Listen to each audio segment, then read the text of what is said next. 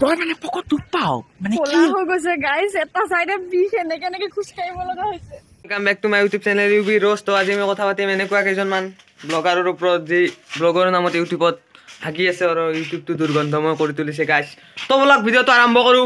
হাগিবলা লাগিছে তুমিও যাতে পনিয়া হাগা মোৰ হাগিব লাগিছে পনিয়া হাগিছে লেটিনত তাৰপৰেও ব্লগ চেনেল খুলি ব্লগৰ নামত ইউটিউবত হাগি ইউটিউবটো দুৰ্গন্ধময় কৰি তুলিছে গাইস।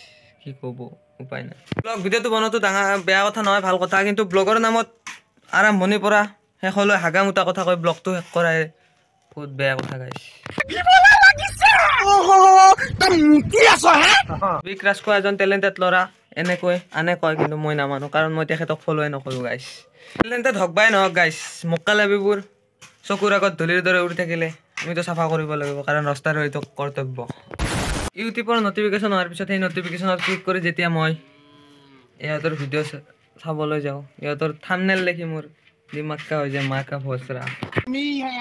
এখন হেৰি বুলি কয় কি হয় লেখা দি সিহঁতৰ থাম্বনেইলখনত এনেকৈ লিখিব মোৰ দৰে বেক বেঞ্চাৰ এটাই জুতিয়াই জুতিয়াই পঢ়াতেচোন 5 মিনিট সময় তাতেই গুচি যাব গাইছ। থাম্বনেইল লিখি দিমাগকা মাকা ভচৰা হোৱাৰ পিছতো যেতিয়া জোৰ জবস্তি কৰি ভিডিঅ'টোত ক্লিক কৰি ভিডিঅ'টো খোলোঁ, তাতেও বাক্স দি কেলা নুনু।